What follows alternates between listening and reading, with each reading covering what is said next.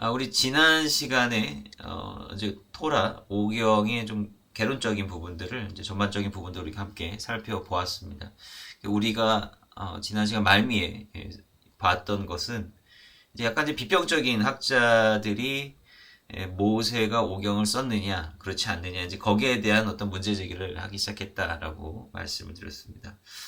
저는 신앙의 신비라고 생각합니다. 물론 당연히 모세가 하나님으로부터 받고 그 다음에 신명기 말씀 같은 경우에는 모세가 선포하고 또 작성한 것은 맞습니다만은 그런데 모든 것을 다 모세가 다 썼다.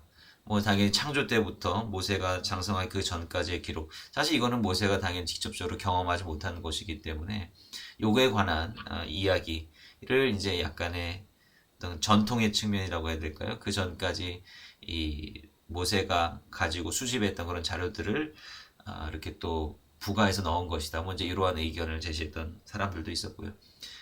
알 수 없죠. 사실은 이제 모세가 저작했다라고 하는 것을 100% 이렇게 증명할 수는 없습니다. 우리는 그저 이제 전통으로, 그다음 성경의 간접적인 기록을 통해서 그것을 이제 접할 뿐이죠.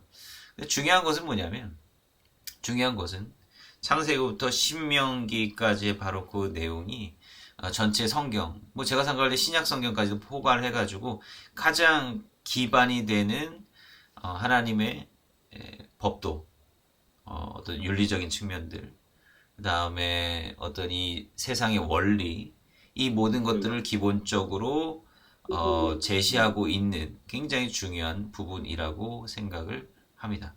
그리고 당연히 그러한 법도와 그런 이야기들을 제일 처음 전수해 준 사람이 모세죠. 네.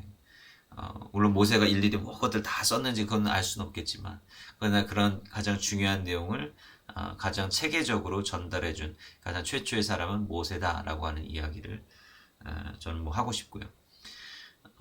그리고 이제 학자들은 그러나 이 모세가 이것을 다 쓰진 않았을 것이다라고 하는 생각을 갖게 됐고, 이제 오경이라고 하는 게, 이 토라라고 하는 게 모세로부터 이제 좀 자유로워졌잖아요. 그죠? 비평적인 학자들의 입장에서는 모세로부터 자유로워졌습니다. 그래서 이게 오경이냐, 육경이냐, 나중에는 구경까지 막 이렇게 가는데, 이런 토라, 창세기부터 시작하는 이 본문의 흐름이 어디까지 연결이 되고, 어디까지 연속성을 가지느냐, 여기에 대한 이제 논의들을 하기 시작했다라고 하는 것이죠. 그래서 5건이냐, 6건이냐, 이게 어차피 하나님의 말씀 다 똑같은 건데, 이게 그렇게 중요할까라고 생각하실 수도 있는데, 근데 이제 우리가 좀 살펴보긴 하겠지만, 보통 초기의 비평학자들은 육경이라고 하는 개념들을 굉장히 중요하게 생각했습니다. 지난번에 말씀드렸지만 창세기에는 하나님께서 족장들에게 땅과 자손에 대한 언약을 주셨고, 땅에 대한 언약의 성취가 바로 이 여호수아서에서 나타나기 때문에 그렇다라고 하는 거죠. 그래서 이제 오경 창세기에서부터 이제 시작된 이 이야기의 흐름은 당연히 여호수아까지 포괄해야 되고, 본래는 이렇게 육경의 형태로 형성되고 존재했을 것이다 라는 이야기를 하게 되는 것이죠. 이것이 어떤 정말 맞는가 그렇지 않은가, 요거에 대해서는 우리가 좀 더 생각을 해볼 부분이 있을 것 같습니다. 그래서 우리가 이제 오경을 한번 좀 살펴보면서 요 이야기들을 계속해서 해 나가려고 합니다. 자, 창세기. 우리 창세기에 대한 내용 여러분들 너무나도 내용적으로는 너무나도 잘 아시리라 생각을 합니다. 왜냐하면 우리가 또 한 번쯤은, 한 번이 아니라 아주 여러 번쯤은 성경을 좀 통독을 해야 되겠다라고 하는 좀 생각을 갖지 않습니까? 그러면 이제 당연히 창세기부터 읽게 되고, 사실 창세기가 참 읽기가 좋습니다. 굉장히 재밌는 이야기들이죠. 그래서 성경은 참 재밌구나라고 하는 이제 생각이 들게 하는 책이 창세기입니다.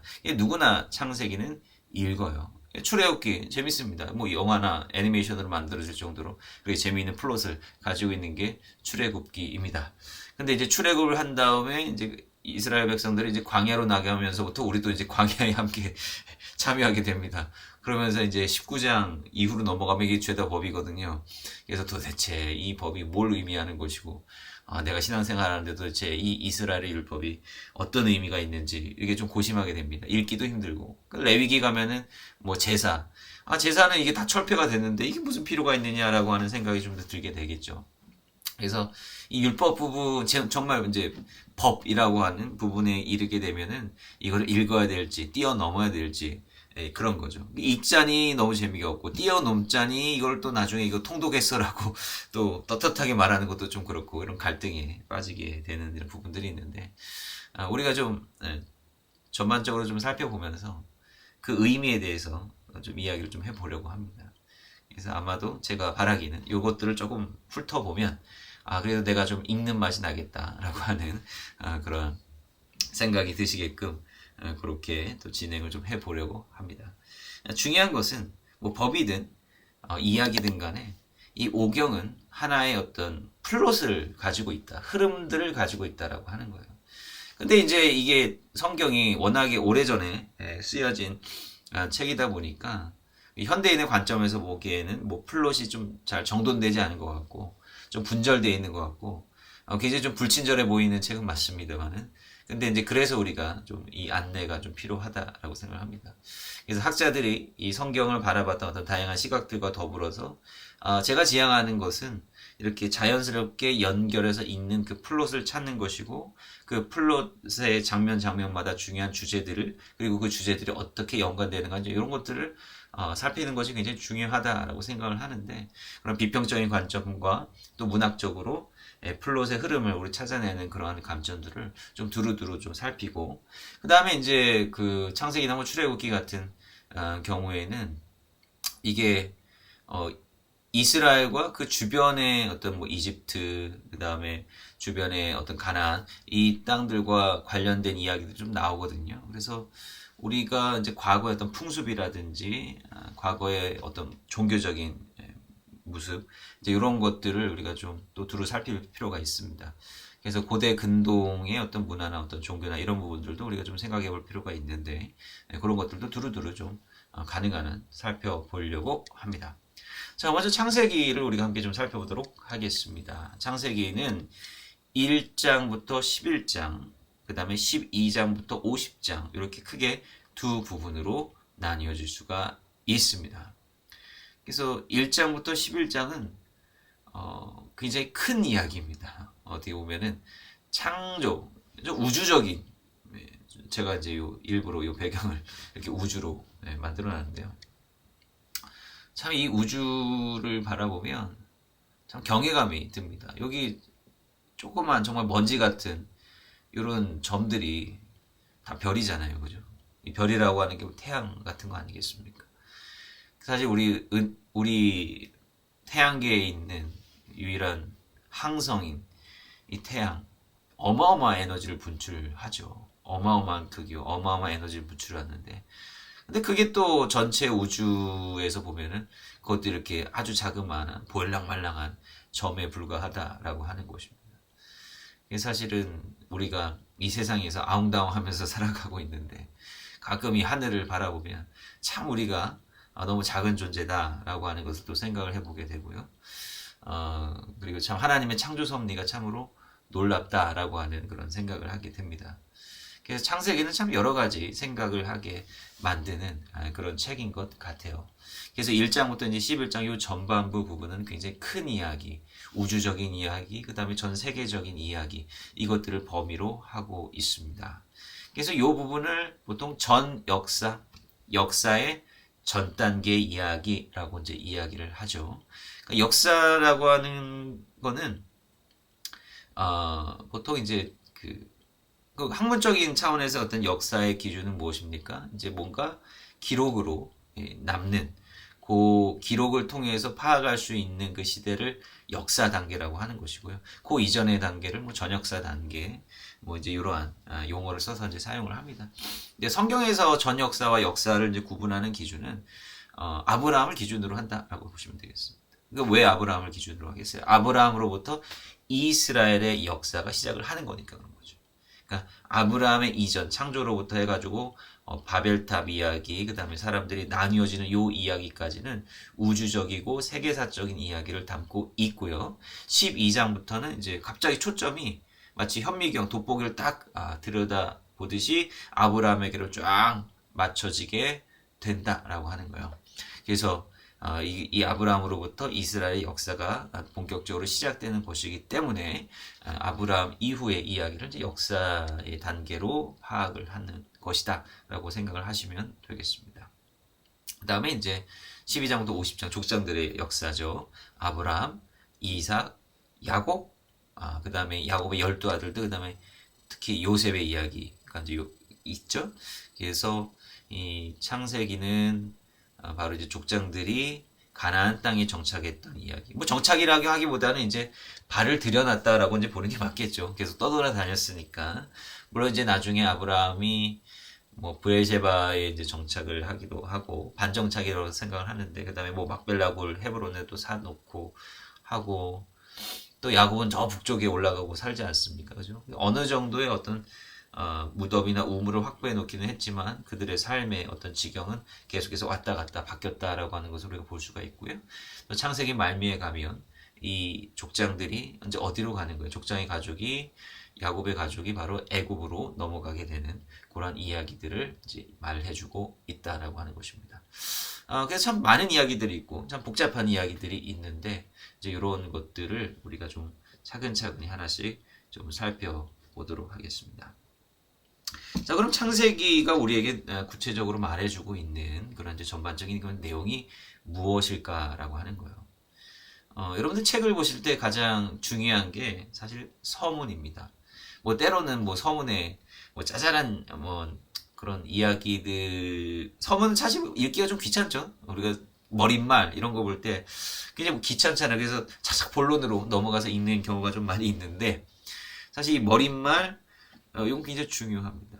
왜냐하면 이 머릿말이나 이 서문 부분에서 그 책에 대한 그 책이 어떻게 진행될 것이냐, 왜 이 책을 썼느냐, 이런 동기들을 거기에 담고 있기 때문에 그렇습니다. 나중에 보면 되지 하고서 우리는 그냥 넘기기는 하는데, 근데 사실은 우리가 그 책을 읽을 때 이 서문이라고 하는 것은 나침판 역할을 한다라고 하는 거예요. 그래서 뭐 저도 뭐 짤막한 논문도 쓰고 뭐 이제 그렇게 하지만 보통은 이 서문을 맨 마지막에 씁니다. 맨 마지막에 써요. 왜냐하면 뭐 사실 사람들이 아이디어를 갖고 이제 시작을 하거든요. 아이디어를 갖고 시작을 합니다. 근데 이제 쓰다 보면 새로운 생각이 들기도 하고 뭔가 좀 방향성이 바뀌기도 하고 그래요. 근데 서문을 내가 이렇게 써놨다가 나중에 바뀌면은 다시 써야 되고 뭐 그러잖아요. 그래서 이 서문을 사실 굉장히 많이 고치고 여러 번 고치게 되고 마지막에 이제 완성을 하게 된다라고 하는 거예요. 그러니까 그만큼 서문이라고 하는 것은 그 뒤에 나오는 내용을 전체적으로 포괄하는 내용이라고 하는 거죠. 그래서 사실 중요한 역할을 하는데, 창세기는 성경의 가장 첫 번째 책으로서 이러한 서문 역할을 하게 된다라고 하는 거예요. 그래서 창세기는요, 사실 우리에게 사실 많은 질문들을 하고 있는 책이라고 볼 수가 있습니다. 그러니까 어떤 질문들을 말하는 거냐? 우리가 살아가는 이 세상과 이 세계에 대한 질문이에요. 네.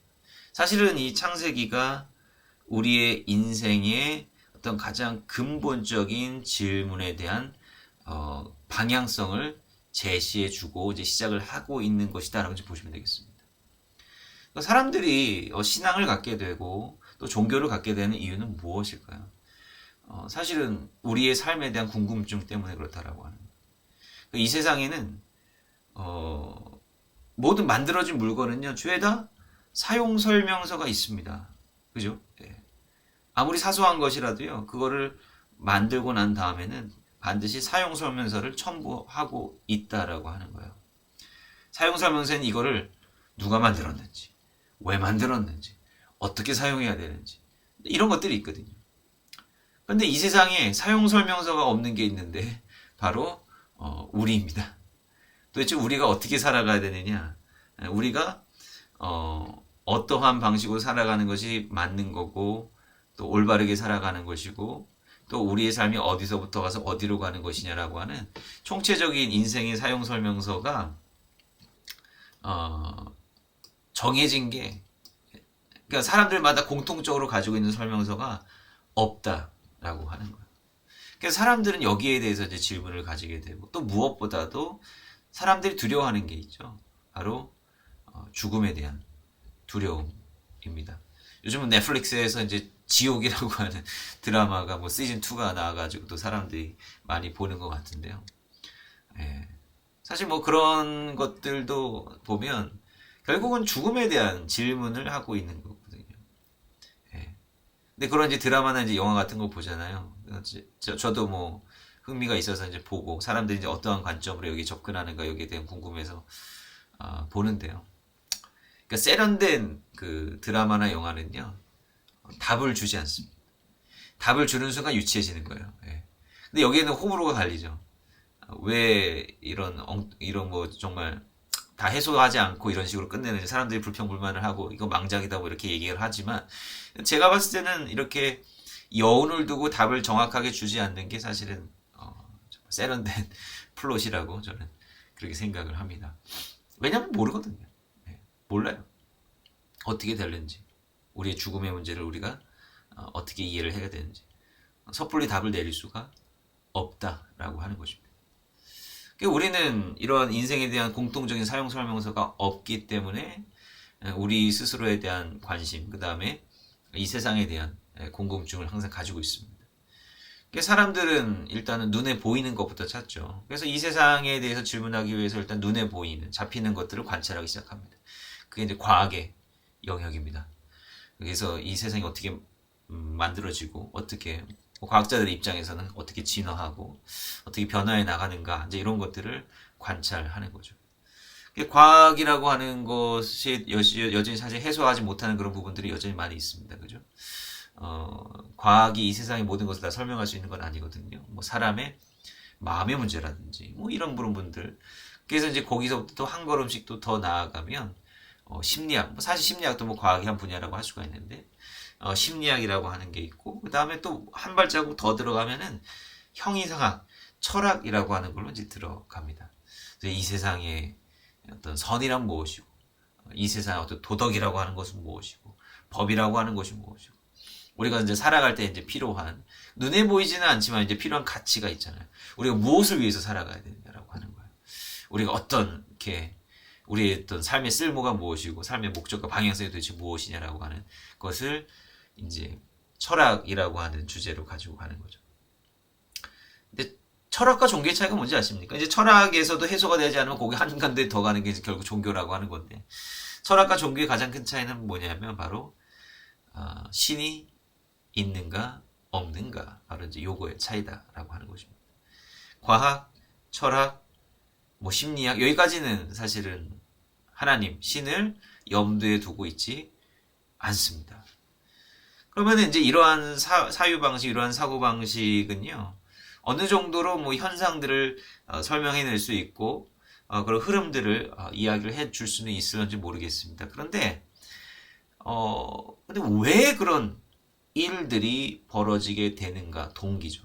예를 들면 과학에서 말하는 뭐 빅뱅이라고 해야 될까요? 요즘 뭐 그 세상의 어떤 시작 이론도 굉장히 다양하기 때문에 뭐라고 규정할 수는 없지만 예를 들면 빅뱅이다라고 했을 때 과학자들은 이것을 아주 치밀하게 계산을 하는데 그 빅뱅이 일어날 확률이라고 하는 것이 사실 0에 거의 수렴을 하는 확률이거든요. 0에 수렴한다고 해서 뭐 못 일어날 건 아니지만 근데 여기서 생겨나는 중요한 문제가 무엇입니까? 우연하게 정말 아주 낮은 확률로 뭐가 딱 들어맞아 우연하게 이 세상이 쫙 만들어졌다라고 했을 때 물론 그럴 수 있어요. 하지만 이 우연성이라고 하는 게 우리의 삶에 어떤 의미를 부여해 줄 수 있는가라고 하는 거에 질문이 생깁니다. 물론 과학의 영역은 우리에게 의미를 부여해 주려고 하는 게 아니에요. 네. 이 세상을 설명하고 또 관찰하고 그 결과를 우리에게 합리적으로 보여주려고 하는 것입니다. 네. 중요합니다.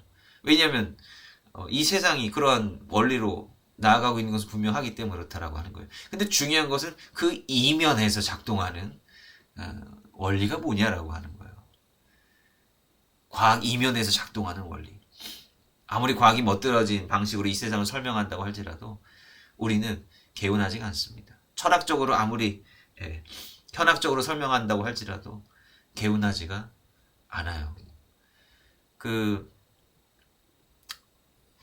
예일대 교수님이 쓴 그 죽음이란 무엇인가라고 하는 책이 있는데 한번 읽어보십시오. 아우, 잠깐 갑자기 성함이 생각이 안 나네. 뭐 하여튼 죽음이란 무엇인가 이걸 찾아보시면 됩니다. 예일대 교수님이 쓴 책인데 무신론자죠. 예. 영적인 것을 이제 부정하진 뭐 믿진 않는 분인데 그분이 나름대로 어떤 철학적 사고 방식으로 죽음에 대해서 그리고 죽음 이후에 우리는 계속 존재하느냐 그렇지 않느냐에 대한 이야기들을 굉장히 흥미롭게 하고 있는데 한번 읽어보시면 좋습니다. 그 세상 사람들이 생각하는 그 죽음과 우리의 삶의 의미가 이제 무엇일까 이것들을 우리가 좀 볼 수 있고 나름대로 우리가 또 한번 생각해 볼 만한 그런 이야기들이 좀 많이 있어서 여러분들 한번 보시면 좋을 것 같아요. 그러니까 그러한 아무리 그런 생각을 그러한 이제 사고 방식과 이제 연구를 이제 한다고 할지라도 결국은 이 우연처럼 일어나고 있는 그 모든 현상들 이 현상들을 다 속 시원히 설명해 줄 수가 없다라고 하는 거예요. 결국은 그게 바로 하나님과 만나는 굉장히 중요한 접점이 될 수가 있다라고 하는 겁니다. 어느 것도 만족스러우지 못하고 어느 것도 내 인생에 대해서 설명해 주지 못할 때 그렇다라고 한다면 이 모든 일을 다 계획하시고 섭리하신 어떤 존재가 있지 않을까 그 마지막 단계에서 이제 신앙을 찾게 될 수 있다라고 하는 거예요. 물론 이제 이게 차례차례대로 사람들이 이렇게 해나가는 건 아니지만 그러나 기본적으로 사람들이 이 세상에 대해서 질문하는 방식의 단계들이 이렇게 되어 왔다라고 하는 것이죠. 그래서 우리가 우리의 삶에 대한 그런 근본적인 질문 이게 굉장히 중요하다라고 하는 것입니다. 이 질문부터 해야 우리가 신앙이라고 하는 것, 이 믿음이라고 하는 것에 더욱더 진지하게 접근할 수가 있다라고 하는 거예요. 물론 이런 거에 대해서 그렇게 체계적으로 고민하지 않는다고 할지라도 우리가 경험한 어떤 신앙의 체험이라든지 경험이라고 하는 게 분명히 있어요. 분명히 있는데 중요한 것은 우리가 가지고 있는 이 믿음을 다른 사람들에게 전하고 또 설명해 주기 위해서 우리가 공부해야 된다라고 하는 거예요. 우리가 뭐 은혜 받고 모든 것이 다 해결되었다. 우리가 뭐 성경 공부할 필요가 뭐가 있습니까? 그러니까 우리가 체험하는 거 있는데 근데 우리가 체험한 것이 도대체 무엇일까를 또 고민하고 또 연구해보고 생각해봐야 되지 않겠습니까? 그래서 우리가 이러한 생각들을 좀 자유롭게 해보는 것이다라고 하는 거예요. 그러니까 창세기는 성경이 우리의 아까 제가 말씀드렸던 우리의 삶을 향한 인생 사용 설명서입니다. 우리의 삶의 사용 설명서죠. 성경이 누구한테 와서 성경은 하나님을 위해 쓴 책이 아니에요. 하나님께서 하나님을 위해서 쓰신 책이 아니라고요. 우리가 독자입니다. 성경은 우리가 독자예요. 우리에 대해서 알라라고 하는 겁니다. 우리의 언어로 쓰여진 것이고 우리의 역사 속에서 쓰여진 것이고 우리에게 전해진 것입니다. 그래서 성경은 우리에 대한 이야기다라고 하는 것을 생각해 봐야 되는 거예요. 하나님에 대한 이야기이기도 하지만 1차적으로는 우리에 대한 이야기, 우리에 대해서 고민하고 생각해 보게 하고 그런 고민을 따라서 하나님에게 도달하게 하는 것이 바로 성경이다라고 하는 것입니다. 그래서 이 창세기는요, 바로 이러한 문제들에 대한 전제들을 우리에게 제시해주고 있습니다. 이 세상이 어떻게 생겨났는가? 우리의 가장 과학자들의 숙제죠. 근데 우리는 이 성경을 통해서 바로 이 내용을 알고 있습니다. 하나님께서 이 세상을 만드셨다라고 하는 거죠. 물론 뭐 저는 여기서 뭐 창조론이냐, 뭐 지적 설계론이냐, 뭐 이런 다양한 것들이 있지만, 글쎄요, 뭐 그런 거에 대해서 뭐 세세하게 논의할 수는 없는 것 같아요. 여기가 뭐 근본 주제가 아니고, 뭐 나중에 창조에 대한 이야기를 좀 정리를 하는 시간도 있었으면 좋겠다라고 하는 생각을 가지고 있는데, 근데 적어도 저는 하나님의 어떤 창조를 너무 편협하게 생각하지는 않았으면 좋겠다라고 저는 하는 생각을 가지고 있습니다. 왜냐하면 우리가 관찰하고 우리가 볼 수 있는 이 과학이라고 하는 것은 실질적으로 나타나는 거거든요. 하나님께서 이 땅을 창조하셨는데 이 땅의 어떤 과학적인 법칙이 무시한다 이건 아니거든요. 그죠? 하나님은 제가 생각할 때 하나님은 정말로 엄청난 과학자라고 생각을 합니다. 이 세상이 정말 한치 오차도 없이 완전하게 돌아가기 위해 그렇게 다 만들어 놓으셨다라고 하는 거예요. 저는 그 부분을 좀 중요하게 생각을 하고 있는데 어쨌든 이 세상이 하나님에 의해서 창조가 되었다라고 하는 것 있고 그 다음에 문제는 하나님께서 만드신 세상이 이렇게 선하고 아름다운 세상인데 근데 우리가 그 다음에 좀 생각해 볼 수 있는 문제가 뭡니까? 왜 내 인생이 이렇게 힘들까? 왜 내 인생이 좀 뜻대로 가지 않을까? 이거죠. 왜 이 세상은 선하지 않을까라고 하는 거. 하나님께서 만들어주신 세상이라면 완벽해야 되지 않겠습니까? 그런데 우리의 삶은 어려워요. 악이 존재하고, 갈등이 존재하고, 싸움이 존재하고. 예. 그런 질문을 당연히 자연스럽게 하지 않겠습니까? 거기에 대한 이야기를 하게 되는 거예요. 도대체 이 세상의 시작점, 출발점에 도대체 무슨 일이 있었느냐라고 하는 거예요. 그것을 말해주고 있는 거예요. 그 다음에 뭡니까? 이 세상의 역사가 그럼 그 다음에 어떻게 흘러가게 되었느냐라고 하는 거예요. 네. 이 세상을 하나님께서 그냥 놔두셨나? 하나님께서 계속해서 붙잡고 계시는가? 어떻게 그 문제를 해결하기 위해서 하나님께서 어떻게 역사하고 어떻게 역사하시기 시작했는가를 말하고 있는 겁니다. 그러니까 창세기를 우리가 볼 때 우리는 질문을 던져야 되는 거예요. 성경을 볼 때 우리는 질문을 던져야 돼요. 도대체 이 세상이 어떻게 만들어지고 어떻게 움직이고 있으며 도대체 나란 사람은 이 세상에서 어떠한 존재로 살아가야 되는가. 여기에 대한 질문을 가지고 성경을 읽어가야 된다라고 하는 거예요. 이제 이게 굉장히 이제 중요한 부분이다라고 하는 거죠. 자, 그래서 이제 요 질문은 우리가 좀 요 비평적인 부분 접근 방식을 좀 본 다음에 다시 좀 해보기로 하고요. 비평적인 학자들은 이제 요 창세기로부터 해가지고 문제를 제기하기 시작합니다. 이 사람들이 이제 보기에 저희가 이제 지난번에 아스트룩이라고 하는 사람에 대해서 좀 이야기를 나눴는데요. 창세기 이야기를 읽다 보니까 창조 이야기가 두 개가 존재하고 있으며 또 그 각각 그 존재하는 창조 이야기는 서로 다른 이야기를 하고 있는 것 같다. 일관적이지 않다. 이런 이제 질문을 하기 시작합니다. 대표적으로 뭐가 다르냐면요. 여러분 한번 성경을 읽어보시면 근데 우리가 이런 생각을 좀 해볼 필요는 있어요. 여러분들이 물론 이제 신학교에서 뭐 신학을 공부하신 분들은 조금 다를 수 있는데 뭐 우리 옛날을 좀 생각을 해보면 뭐 주일학교 학생들이나 어린아이들이 이런 문제를 좀 제기했을까? 왜 창조 이야기가 두 개인가요? 왜 다른가요? 혹은 이 이야기를 듣기 전에 뭐 여러분 자신이나 다른 성도님들이 이러한 문제 제기나 어떤 질문을 하신 적이 있느냐라고 하는 거예요. 많지는 않을 겁니다. 혹시 있을 수는 있어요. 있을 수 있는데 뭐 저는 없었습니다. 근데 왜 이 비평적인 학자들은 이러한 질문과 문제 제기를 하기 시작했을까? 이것도 우리가 좀 생각해 볼 만한 중요한 포인트라고 하는 거예요. 어찌됐든 간에.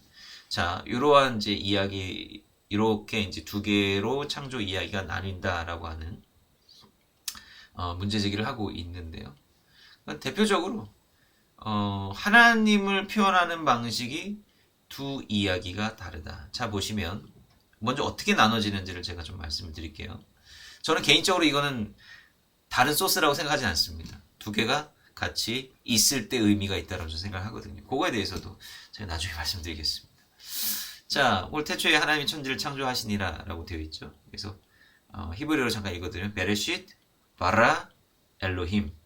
자, 여기서 하나님이라고 하는 게 엘로힘이라고 하는 명칭으로 나옵니다. 그래서 엘로힘이라고 하는 명칭은요, 일반적인 명칭입니다. 이거 보통 명사거든요. 이건 신이라고 하는 의미를 가지고 있습니다. 그래서 성경에 보면 이방신을 언급할 때도 엘로힘이라고 표현을 하고요. 하나님이라고 할 때도 엘로힘이라고 언급을 합니다. 그러면은 이걸 어떻게 구분합니까? 문맥을 통해서 구분할 수가 있어요.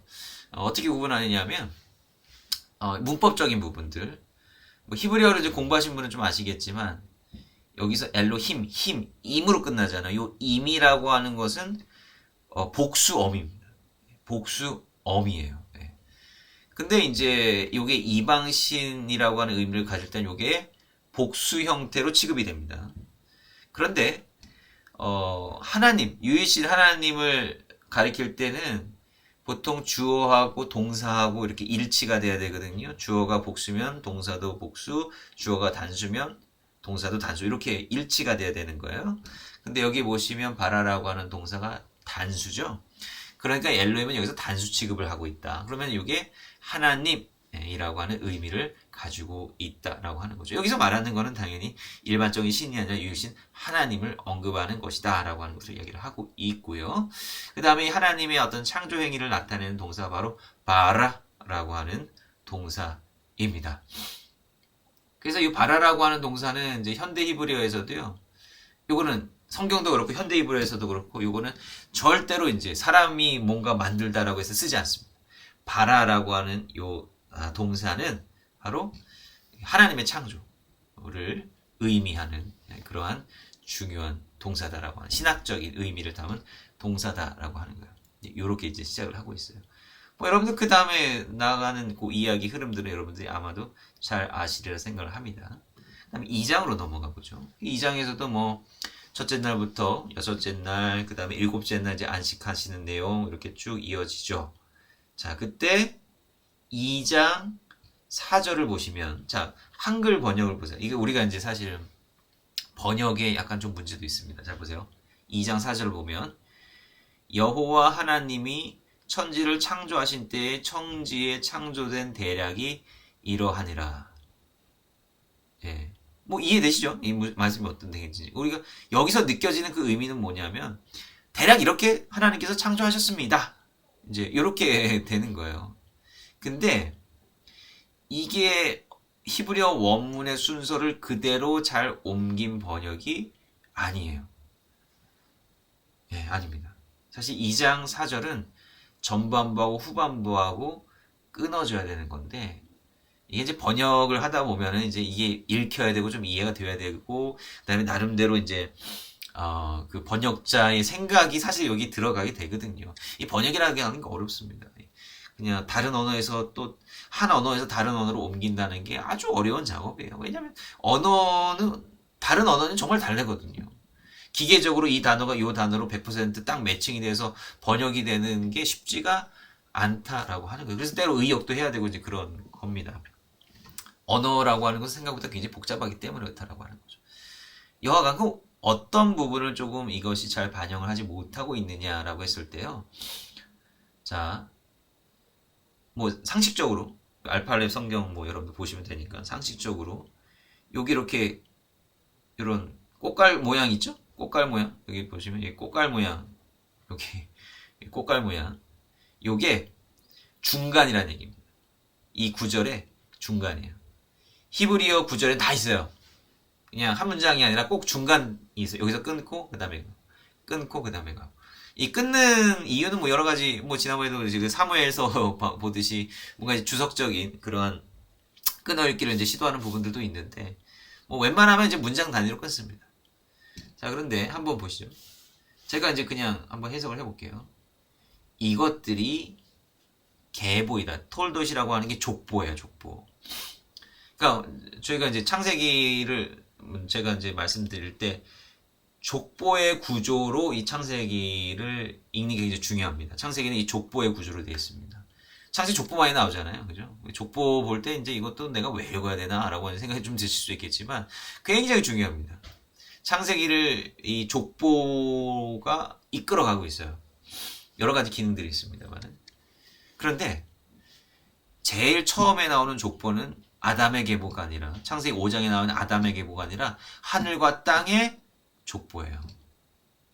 이게 창세기 1장이요. 하늘과 땅의 족보라고 생각하시면 되겠습니다. 예. 사람이 자식을 낳듯이 예. 이 세상도요. 족보가 있는 거예요. 예. 빛으로부터 해가지고 하늘과 땅이 만들어지는 거예요. 하늘과 땅의 계보, 족보. 이걸 족보라고 표현을 하고 있는 겁니다.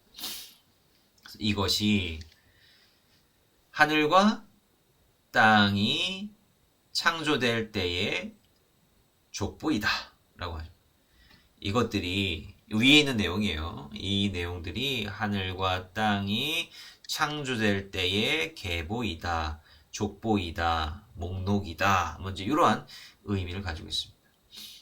그러니까 이제 천재 창조된 대략이 이러한 대로 요게 원래는 앞에가 있어야 되는 거죠.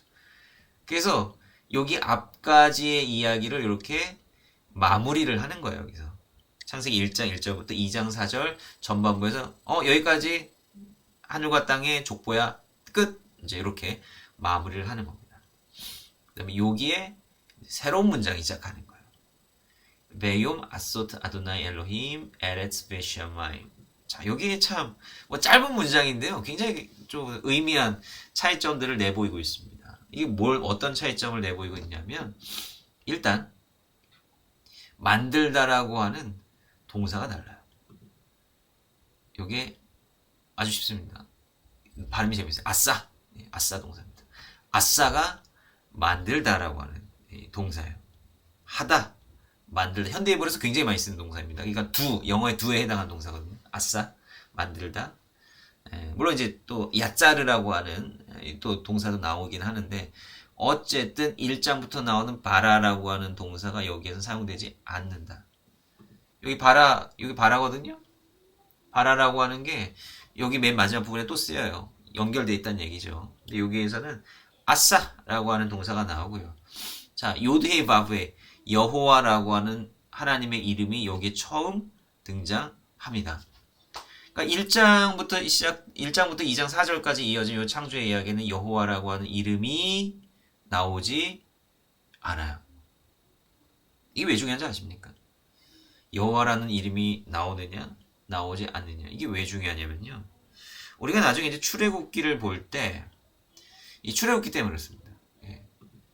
그 출애굽기를 보면 하나님의 이름이 계시가 되는 게 몇 번 나오는지 아십니까? 2번 계시가 돼요. 첫 번째는 3장. 그 다음에 6장. 근데 이 6장의 내용이 살짝 문제가 된다. 라고 하는, 이거 보세요. 내가 아브라함과 이삭과 야곱에게 전능의 하나님으로 나타났으나, 이게 엘샤다이라고 하는 거예요. 나의 이름을 여호와로는 그들에게 알리지 아니하였다. 그러니까 뭐야? 아브라함, 이삭, 야곱에게 나는 여호와라고 하는 이름을 말 그대로 하면 내 이름을 여호와로 그들에게 알려주지 않았다. 혹은 그들이 나의 이름이 여호와인 줄 몰랐다. 뭐 이런 의미로 뉘앙스가 해석될 수 있지 않겠습니까? 물론 이것은 좀 의미는 제 나름대로의 어떤 방법이 있는데 그건 나중에 말씀드리고 어쨌든 그렇잖아요. 아브라함, 이삭, 야곱 여호와 이름 몰랐어요. 그러면 이 사람들이 어떻게 여호와 이름을 부를 수가 있겠냐고 상식적으로 생각해 볼 때. 그러니까 이 여호와의 이름이 어느 시점에 먼저 등장하느냐 이게 사실은 중요한 겁니다. 1장의 창조 이야기부터 이제 시작이 되지 않습니까? 뭐 문서면 문서, 소스면 소스 이 사람들이 이제 파악을 했을 때 그때 엘로힘이 나오잖아요. 그리고 이제 거기에서 연결이 되는 뭐 이제 1장부터 2장 4절까지 전반부까지 나오고 그 다음에 5장에 이렇게 붙거든요. 그게 붙고 붙여서 이제 하나의 문서를 이렇게 그럴싸합니다. 이렇게 만들어내면 그 문서 안에는 무슨 이름이 없어야 돼? 여호와라는 이름이 없어야 되는 거야. 여호와라는 이름이 없어야 되는 거고 요게 출애굽기 6장이 거기 가서 붙어야 되는 거야. 그러면은 나름대로 거기 안에서는 일관된 이야기 하나의 문서가 이렇게 형성이 되는 거죠. 쓴 사람이 이런 식으로 생각을 하는 겁니다. 그래서 뭐 이제 요거는 제가 그 흐름은 나중에 좀 정리를 좀 더 해드리고요. 그리고 이제 또 다른 게 뭐냐면 이거까지 뭐 그럽니까? 근데 중요합니다. 여기 에레츠 베샤마임이에요. 여기 이제 개역 개정에서는 수정을 했어요. 근데 개역 한글판에서 천지 이렇게 돼 있잖아요. 요거는 땅과 하늘이죠. 지천이죠, 천지가 아니라. 하늘과 땅, 땅과 하늘. 뭐 이런 것까지 따십니까? 라고 생각할 수도 있겠지만 사실 중요합니다. 네, 중요해요. 그래서 뭔가 이제 기준이 뭐냐면 같은 개념을 설명하는 데 있어서 다른 용어를 사용한다. 이제 요게 사실은 이게 그 자료를 나누는 중요한 기준이 된다라고 하는 거예요. 대표적인 게 뭐가 있냐면요. 남자와 여자예요. 근데 이걸로 정리해서 보여드릴게요. 그래서 이게 하나님 표현이 이렇게 다르고 하늘 땅을 이제 여기서는 하늘과 땅이라고 하고 그 다음에 땅과 하늘 이렇게 한다. 창조 표현 방식으로 제가 말씀드렸고요. 그 다음에 이제 남성 여성을 표현하는 데 있어서 창세기 1장에서는 자칼 네케바 요렇게 표현하고 있고요. 창세기 2장에서는 이쉬, 이샤. 그러니까 창세기 2장에서 보면 갈빗대 이렇게 떼서 여성을 만들지 않습니까? 그때 이쉬에서 나왔으니 이샤라 하리라 이겁니다. 남자에게서 나왔으니 여자라. 이거 사실 좀 잘 별로 맛이 안 나오죠. 이쉬에서 나왔으니 이샤라고 하리라. 이렇게 이해를 하는 거예요. 표현이 달라요. 뭐 의미는 같습니다. 근데 이제 그 현대 히브리어에서는 어떤 어감이 있냐면 자카르 네케바는 여러분들이 화장실에 가면 자카르 네케바라고 써져 있습니다.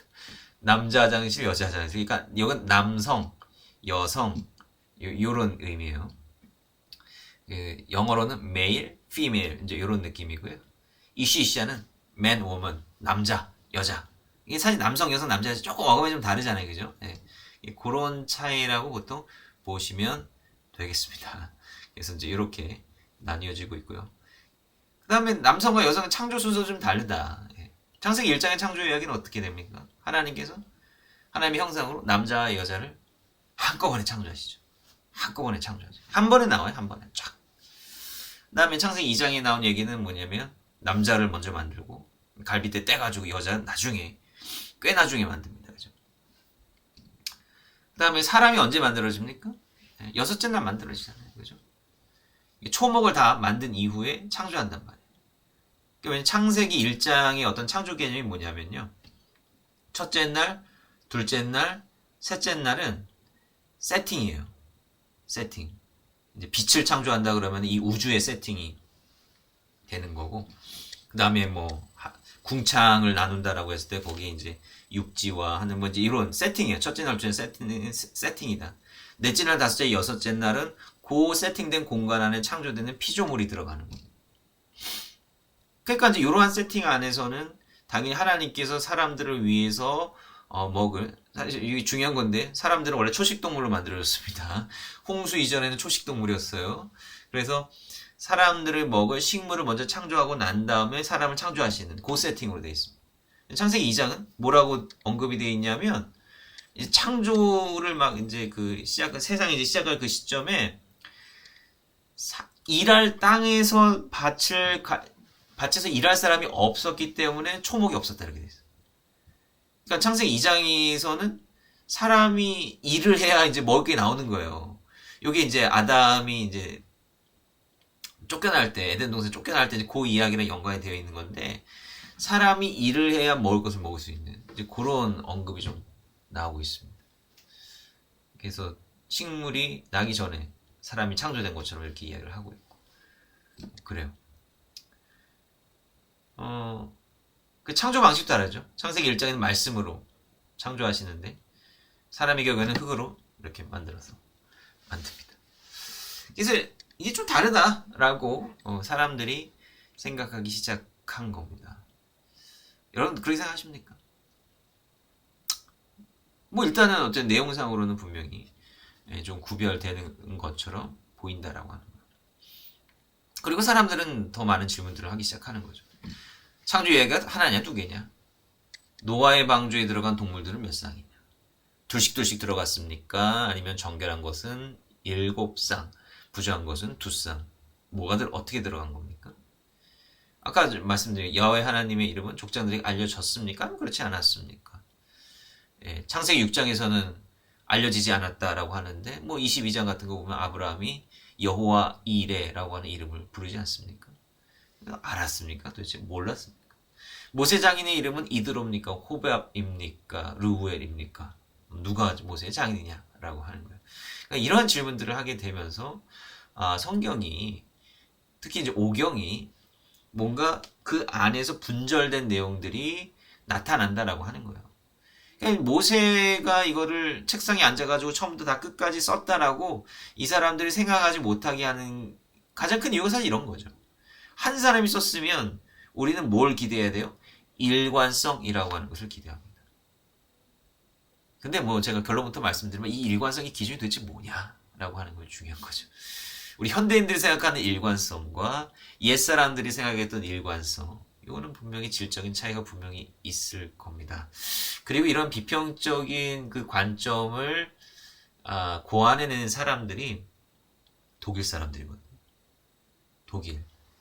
독일은 그 근대 철학의 아주 그 맹주 아닙니까? 이 뉘른베르크 재판이라고 하는 영화를 보면요. 뭐 대사입니다. 거기에 이런 대사가 있어요. 독일 사람은 한 사람이 있으면 굉장히 똑똑하다. 두 사람이 모이면 책을 쓴다. 그러니까 뭐 엄청 그 괴테라든지 뭐 데카르트라든지 그 유명한 칸트 뭐 이제 이런 독일의 쟁쟁한 사상가들이지. 그러니까 두 명이 모이면 책이 나온다는. 근데 세 명이 모이면 전쟁을 일으킨다. 이렇게 이야기를 하고 있습니다. 그만큼 이제 독일 사람들이 군중 심리에 취약하다라고 하는 것을 이제 이야기를 해주고 있는 건데, 어쨌든 간에,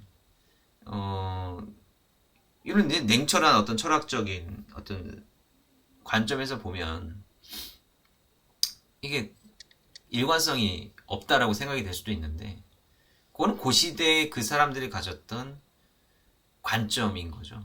그러니까 우리가 이제 이 시간을 통해서 우리가 좀 살펴보려고 하는 거는 고대인들이 이해하는 그 성경의 처음 청자들, 처음 독자들이 생각했던 그 사고방식이 과연 무엇이었을까 좀 생각해 보자라고 하는 거예요.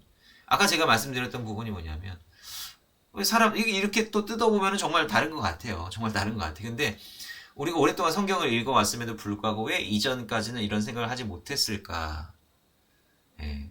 이것도 한번 좀 중요한 문제다라고 하는 거예요. 생각을 못했다라고 하는 게 문제가 아니라 그냥 그렇게 자연스럽게 우리는 이해해 왔다라고 나름대로의 방식으로. 그래서 그걸 좀 생각해 볼 문제다라고 하는 겁니다. 요걸 한번 참고해 보시죠.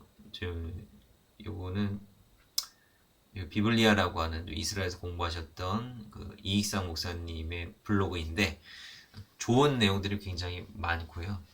아까 이제 창조 이야기도 제가 이렇게 조금 나눠드렸지만 이게 홍수 이야기는 더 복잡하게 얽히설켜져 있는데 그 부분에 대해서 굉장히 아주 친절하게 잘 구분을 좀 해주셨습니다. 그래서 여기 두 컬럼이 있죠. 이렇게 나눠진다라고 하는 거예요. 여러분들 한번 이거 나중에 링크로 여셔가지고 왼쪽만 쭉 읽어보시고 오른쪽만 쭉 읽어보세요. 어느 정도 잘 나눠지는지 정말 다른 두 개의 이야기 그럴싸합니다. 한번 여러분들 보시면 또 나름대로 좀 생각할 거리를 또 얻게 됩니다. 제가 이제 메일로 이거 슬라이드 링크 보내드렸으니까 그걸 통해서 보시면 되겠습니다. 근데 중요한 거는 뭐냐면 이렇게 나눠지는 오케이 이렇게 뭐 나눠질 수 있겠죠. 근데 이 나눠지는 이유가 뭐냐라고. 도대체 나눠지는 이유가 무엇이고 왜 이런 식으로 나눠지며 또 이 내용상이 좀 분절들이 발생을 할까라고 하는 거예요. 왜 성경에는 이런 목소리들이 나왔을까? 다양한 목소리들이 존재하는가? 여기에 대한 의문을 이제 가지기 시작을 하는 건데 이제 뭐 헤르만 후펠트라고 하는 뭐 이제 이름만 좀 알아두시면 되겠습니다.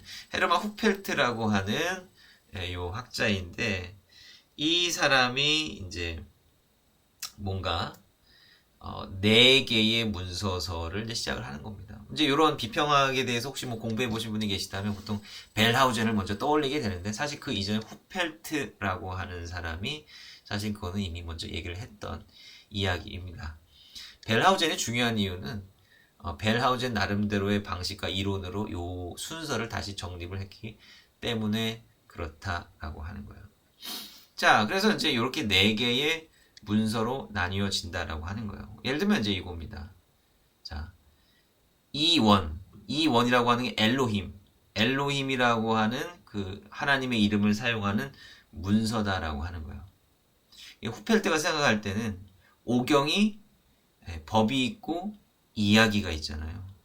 그럼 법이 우선이냐 이야기 법이 먼저 있고 그 다음에 이야기가 거기에 더 들어간 거냐 아니면 이야기가 먼저 있고 법이 더 들어간 거냐 법이 나중에 들어간 거냐 이렇게 생각을 했을 때 법이 먼저다 종교적인 법들이 먼저다 라고 생각을 했습니다.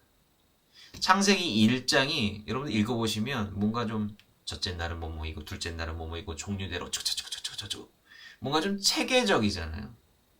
이러한 어투가 레위기의 어투랑 굉장히 비슷하다라고 하는 얘기예요. 그리고 창세기 1장에는 안식일에 대한 이야기가 나오잖아요. 종교적인 그런 법에 초점을 둔 것 같다. 제사장들이 이제 고리타분하게 이제 막 이렇게 목록 적고 뭐 이런 거지 않습니까? 그런 게 이제 종교법들이나 이제 이런 것들이 오경의 근간이 되는 것이다라고 생각을 했습니다. 그리고 거기에다가 이제 이야기들이 덧붙여진 것이 아니겠느냐라는 생각을 했어요, 이 사람은. 그 다음에 이제 엘로힘이라고 하는 신명을 또한 사용을 하면서 그다음에 이 종교법들을 보완하는 내러티브들이 또 있었다라고 하는 이야기를 하는 겁니다. 예를 들면 이제 이런 겁니다. 그 야곱이 이제 죄송합니다. 아브라함이 이제 하나님과 사체를 쪼개가지고 언약 잡는 15장, 창세기 15장 같은 게 대표적인 여기에 해당하는 거. 거기도 엘로힘이라고 하는 이름이 드러나고요. 언약이잖아요. 브리트. 언약이라고 하는 건 굉장히 중요한 개념인데 어쨌든 뭐 이제 의례나 이런 것들이 나오니까 이런 거랑 연관이 되지 않겠느냐라고 하는 생각을 하는 거죠. 그 다음에 여기 창세기 2장을 말하는 거예요. J, 여호와라고 하는 신명을 사용하고 있습니다. 그러니까 이제 독립적인 뭐 족장의 이야기도 사실은 엘로힘 이름만 나오는 족장의 이야기가 있고 여호와라고 하는 신명이 나오는 족장의 이야기들이 있는데 요게 이제 독립적으로 나타난다라고 하는 거예요. 그 다음에 D는 신명기. 이렇게 이제 4개의 문서를 이야기를 했습니다. 요거는 뭐 그냥 그런 게 있다라고 알려주시면 돼요. 사실 이걸 보려면 히브리어로 이걸 하나하나씩 보면서 이렇게 나눠야 되는데 뭐 우리는 그럴 수가 없으니까 이런 게 존재를 한다라고 생각하시면 돼요. 중요한 것은 요겁니다. 요 개념을 이해하는 게 중요한 거예요. 이렇게 4개가 있는데 이 벨하우젠이라고 하는 사람이 바로 이 4개를 나름대로의 어떤 역사적인 순서를 재구성을 합니다. 그냥 재구성을 하는 게 아니라 이 사람이 나름대로 고안해낸 그 역사 발전론에 입각을 해가지고 만들어내는데, 자, 이 사람이 쓴 책이 바로 이겁니다. 프롤레고메나 to History of Israel. 이스라엘 역사 서설이라고 하는 책이에요. 그러니까 이제 벨하우젠이 오경이 어떻게 형성이 되어 왔는가라고 하는 것을 생각해 볼 때 이것은 이 오경이라고 하는 것은 이스라엘의 역사가 지남에 따라서 차츰차츰 형성되고 편집된 것이다 라고 이야기를 했습니다. 그러니까 우리가 편집이라고 하는 걸 이야기를 할 때 이게 좀 반감이 들잖아요. 근데 이제 뭐 이 사람들 다 그 목회자고 독일의 기독교인들입니다. 다 기독교인들이에요. 근데 이 사람들은 나름대로 현실적으로 이 성경이 하늘에서 뚝 떨어진 책은 아닐 거 아니에요. 그러니까 이 역사 속에서 계시를 통해서는 어떻게든 쓰여지고 작성되고 구전을 통해서 어떻게든 이렇게 형성이 되었을 텐데 그것들이 우리가 눈에 보이는 그 가시적인 형태로 어떻게 형성이 되어 왔는가 이거를 설명하고 싶은 거예요. 이 사람들. 이 사람들은 성경의 역사를 밝혀보고 싶은 겁니다. 나름대로의 방식으로. 그래서 이스라엘 역사 서설이라고 하는 제목의 책을 썼는데 이스라엘의 종교사의 어떤 방향성을 이야기를 하고 있는 거예요. 그러니까 이 사람이 이제 어떠한 이제 사상을 가지고 있었냐면요. 종교사학적 관점이라고 하는데 예를 들면 뭐 이런 겁니다. 야곱이 베델에서 돌베개 베고 자잖아요. 거기서 뭘 만나죠? 사닥다리로 천사들이 왔다리 갔다리 하는 걸 보게 되죠. 뭐 그럼 그 이야기죠. 그 이야기인데 근데 벨하우젠은 거기서 하나 더 보는 겁니다. 이 이야기가 나타나게 된 배경이 있을 것 같다라고 하는 거예요. 그 배경이 뭘까? 베델에 뭐가 있어서 뭐 호세아서 아모스서 보면은 거기 베델에 산당이 있었다고. 산당이 있었어요. 그 왜 거기 산당이 세워져 있었을까? 분명히 거기 야곱 조상이 하나님을 체험했다라고 하는 그 전통이 이야기들이 계속 있었어 가지고 바로 그 베델 성전이 세워졌던 것이고 그 다음에 그 성전에 대한 유래나 이런 것들을 이용하는 이야기들 또한 있었을 것인데 그게 이제 그런 이야기라고 하는 거예요. 그러니까 야곱이 돌베개 베고 자는 그 이야기는 바로 베델 성전이라고 하는 배경하고 굉장히 긴밀한 연관성을 가지고 있는 것이다 라고 생각을 한 겁니다. 그러니까 이야기는 배경과 관련되어 있다라고 하는 거예요. 뭐 우리나라 단군 역사도 그런 식으로 해석을 하죠. 그래서 곰과 호랑이가 마늘 먹다 쑥 먹다가 이제 또 그 호랑이 도망간 게 바로 뭐 곰 토템 부족하고 호랑이 토템 민족이 있었는데 뭐 그런 이야기 하지 않습니까? 그래서 결국은 그게 이제 이야기로 이제 승화가 되었다 뭐 이렇게 이야기를 하는데 뭐 그런 비슷한 이야기입니다. 그래서 이제 요러한 관점을 보고 그 나타나 있는 내용들 이면에 있는 역사적인 그 사실 이런 것들을 살펴보려고 했다라고 하는 겁니다. 그리고 이제 벨하우젠이 활동했을 때 당시가 이제 낭만주의 사조가 영향이 있었을 텐데 낭만주의라고 하는 것은 뭐냐면 이성은 절대적인 것이 아니다라고 하는 거예요. 그 이전까지는 뭐죠? 그 기독교의 진리가 지배를 하고 있어요. 스콜라처럼. 기독교의 진리가 지배를 하고 있었죠. 기독교의 진리는 변하지 않습니다. 교리는 변하지 않아요. 그거는 똑같습니다. 그런데 이제 이 사람들이 이제 이 기독교의 틀에서 벗어나기 시작하면서 이 세계는 변화하는데 끊임없이 변화하고 이제 진보한다 라고 하는 그런 생각을 가지게 되는 거예요. 그럼 요거에 파생을 해가지고 헤겔이라고 하는 사람이 뭐 정반합 뭐 이런 거 이야기하는 거예요. 변증보험적. 항상 이 발전하고 변화해 간다라고 하는 것을 이제 생각을 했다라고 하는 겁니다. 그리고 이제 이 벨하우젠이 뭘 바라봤냐면 그럼 역사를 이제 살펴봐야 될 거 아니에요. 이스라엘 역사를 그 이스라엘의 역사가 종교적인 흐름이 바뀌었을 것이다라는 아이디어를 이 사람이 가지게 됐는데 뭘 먼저 비교를 해보냐면 사무엘서 열왕기서하고 역대기를 비교를 해보는 거예요. 같은 역사에 대한 다른 서술이 있죠, 당연히. 사무엘서 열왕기서는 아주 이른 시기에 쓰여진 책이고 역대기서는 유다가 망한 다음에 나중에 쓰여진 책입니다. 그런데 이 책을 보니까 방향성이 좀 다르다라고 하는 거예요. 사무엘서 열왕기서 같은 경우에는 뭔가 좀 이방 산당에 대한 이야기들도 굉장히 많이 나오고 그런 아주 이방 신들에 대한 언급들이 굉장히 많이 나오죠. 근데 역대기서는 굉장히 뭐 그런 것들이 잘 나오지 않습니다. 열왕기서 같은 경우 사무엘서 열왕기서 같은 경우 뭐 다윗이나 이런 왕들에 대한 아주 안 좋은 이야기들도 많이 나오는데 역대기서는 그런 게 하나도 안 나와. 다 좋은 이야기들만 하고 있다라고 하는 거예요. 그래서 이 차이를 보니 역대기서가 보다 완벽해 보이는 유일신 신앙을 잘 드러내고 있다라고 하는 열왕기서는 사실 물음표다 이거예요. 역대기서가 정말로 완벽한 어떤 유일신 신앙 이 사람이 보기 그렇다라고 하는 것입니다. 그래서 이 사람이 내린 결론이 뭐냐면 이스라엘의 종교는 다신론적인 분위기에서 유일신 종교로 발전해 갔다라고 이 사람이 그렇게 생각을 한 겁니다.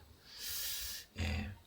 그게 이제 이 사람의 기본적인 이 문서를 배열하는 방식의 그 입장이었습니다. 예.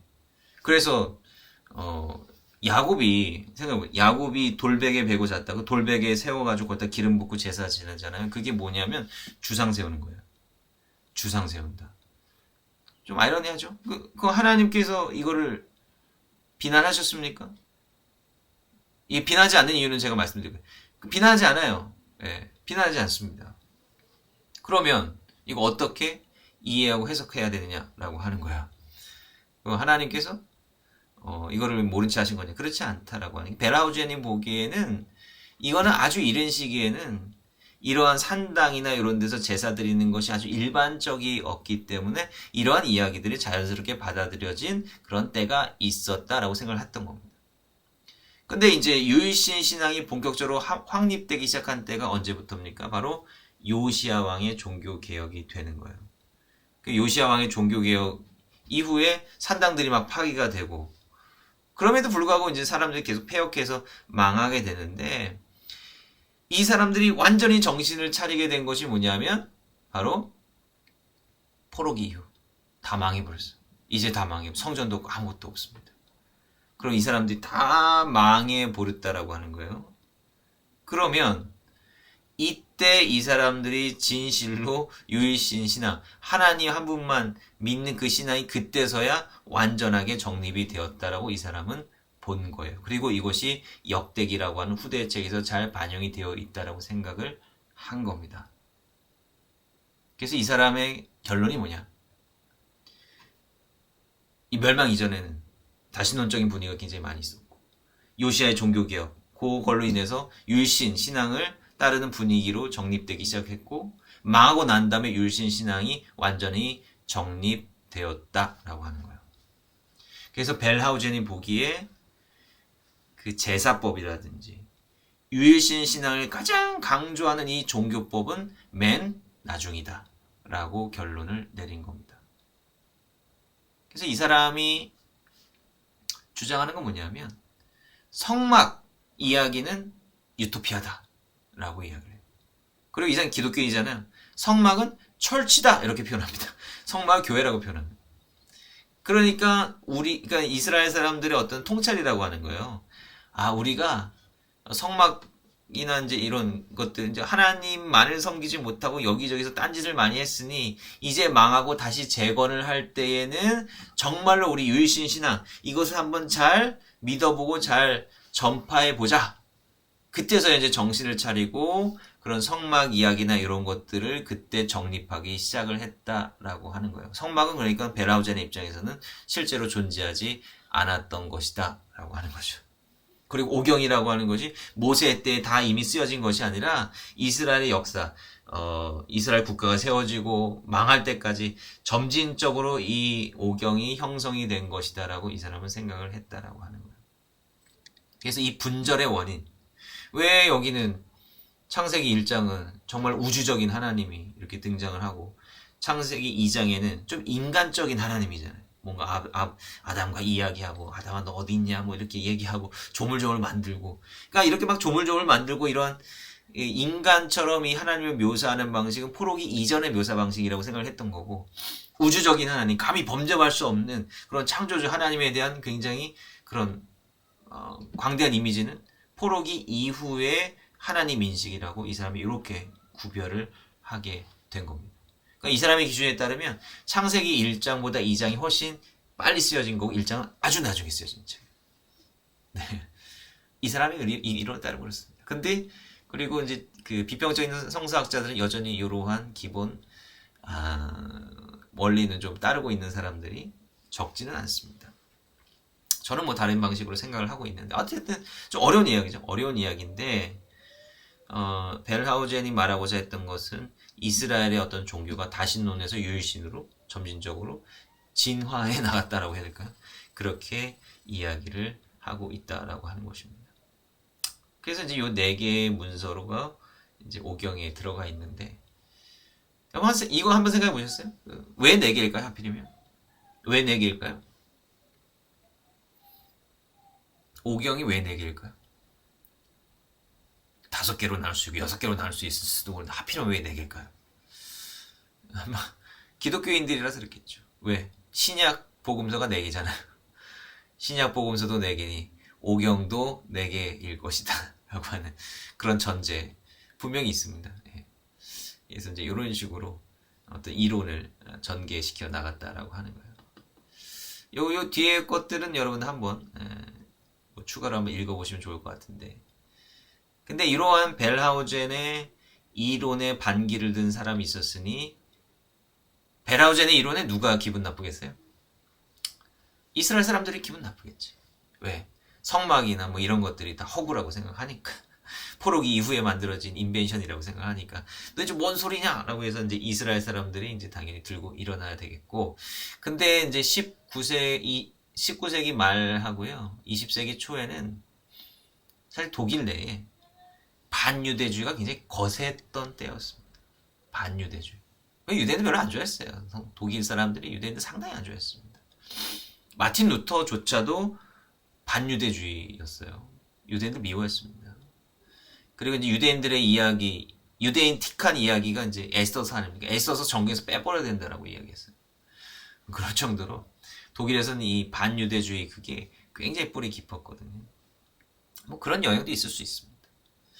근데 이제 요 예제키엘 카우프만이라고 하는 요 사람이 이제 이 벨하우젠의 이론에 반기를 드는데요.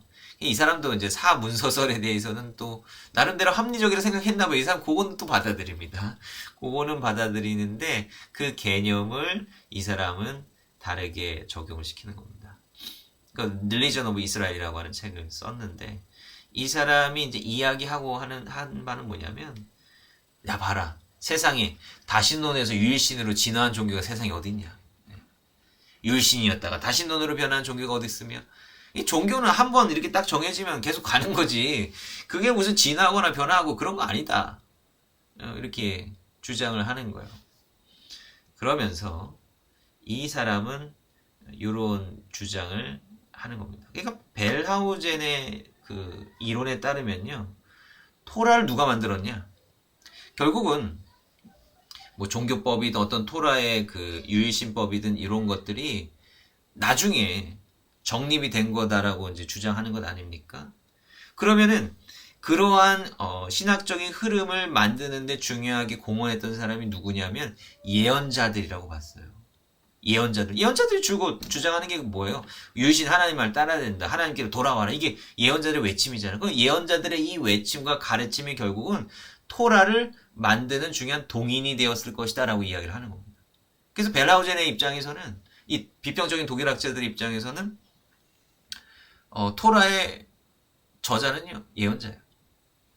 그리고 모세 오경이라 하는데 모세가 누구예요? 모세도 예언자잖아요. 네. 여기 이렇게 또 딱 맞아 들어가지 않습니까? 그럴싸하죠.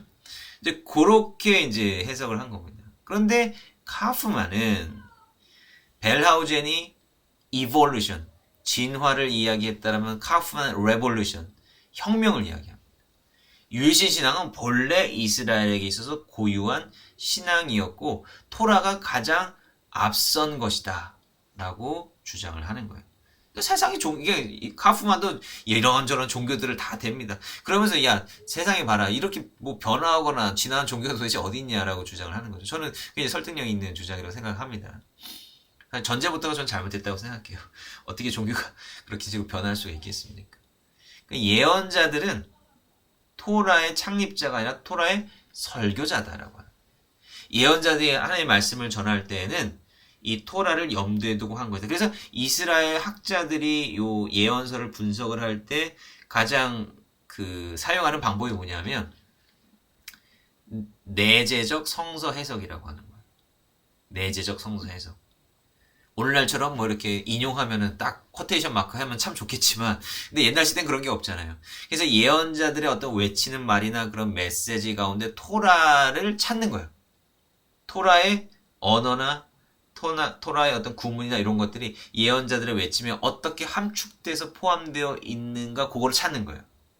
그래서 이제 이스라엘 학자들이 이런 방법론을 사용해서 주장을 하고 있다라고 하는 겁니다. 그러니까 이스라엘 이 학자들의 입장에 따르면 토라가 당연히 예언서보다 훨씬 앞서고 본래적인 것이고 그 다음에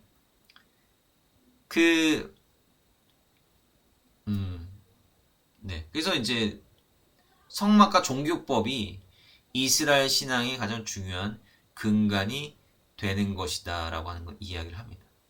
근데 벨하우젠이 이 제사법을 맨 마지막으로 뺀 이유가 있어요. 왜 뺐냐면 언어 자체가 너무 달라서. 그러니까 너무 다른 책하고는 완전히 좀 동떨어진 책처럼 보이는 거예요. 언어의 쓰임새라든지 쓰는 방식이 완전히 달라서 그렇습니다.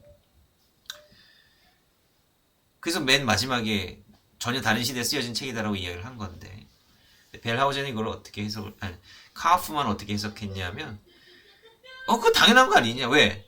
제사나 이런 부분들은 성직자들만 보는 거지 제사장들만 보는 거지 일반 사람들은 볼 수 없었을 것이다.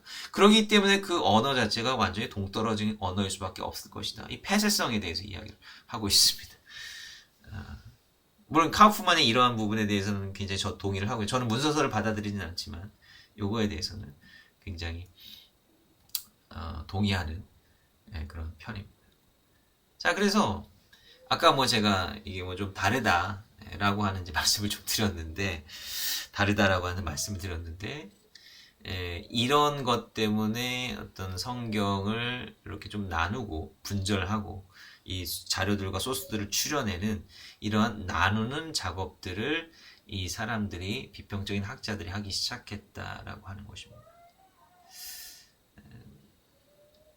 과연 이제 제가 보면 이렇게 나눠지는 것 같아 보이기도 하지만 제가 보는 방식은 좀 다른데요. 그 부분에 대해서 이제 제가 뭐 시간이 많이 갔는데 맛배기로 좀 보여드리고 이제 계속해서 창세기를 통전적으로 읽어가는 방식에 대해서 제가 좀 말씀을 좀 드리려고 합니다. 요거는 이제 요것도 우리가 좀 봐야 되는데 이건 다음 시간에 보겠습니다. 요거는 그 고대 근동의 신화와 성경이 어떤 연관성을 가지고 있는가 요거에 대한 이야기입니다. 요것도 참 흥미로운 부분인데 자,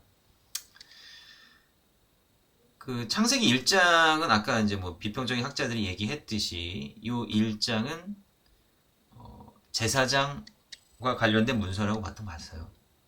샤밧, 안식일에 대한 관심, 그 다음에 뭐 동물의 종류, 식물의 종류, 특히 동물의 종류에 관심 있을 만한 사람이 누구예요? 제사장이잖아요. 왜 관심 있겠습니까? 제사를 지내야 되니까. 예, 굉장히 그 중요한 초점들이 있는 거죠. 그래서 이렇게 막 나누고 체계적으로 하는 거, 이게 제사장 스타일이다라고 하는 거예요. 그 다음에 창세기 2장은 아까도 말씀드렸지만 하나님이 굉장히 인간적으로 등장합니다. 이걸 신인 동형론이라고 합니다. 인간과 하나님을 비슷하게 묘사한다라고 하는 거예요.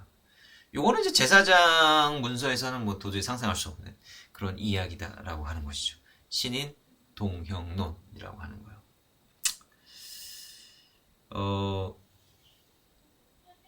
자, 물론 자세히 디테일로 보면 창조 순서도 달라 보이고 인간을 남자와 여자를 표시하는 그런 방법도 좀 달라 보이고 창조를 묘사하는 용어도 좀 달라 보이고 스타일도 좀 달라 보여요. 네. 달라 보이긴 하는데 근데 그렇게 내용상으로 도저히 연결될 수 없는 내용인가? 과연 고대인들도 이것을 분절된 내용, 서로 다른 이야기라고 파악했을까라고 하는 거예요. 근데 랍비들의 주석서나 이런 것들을 보면은 그런 얘기가 일절 나타나지 않습니다. 물론 이제 보수적인 그런 분위기 때문에 그런 걸 느꼈어도 이야기를 하지 않을 수도 있지만 이상할이 많지 창세기 1장과 2장이 분리된다라고 하는 것은 근대에 이르러서야 나타나기 시작했다라고 합니다.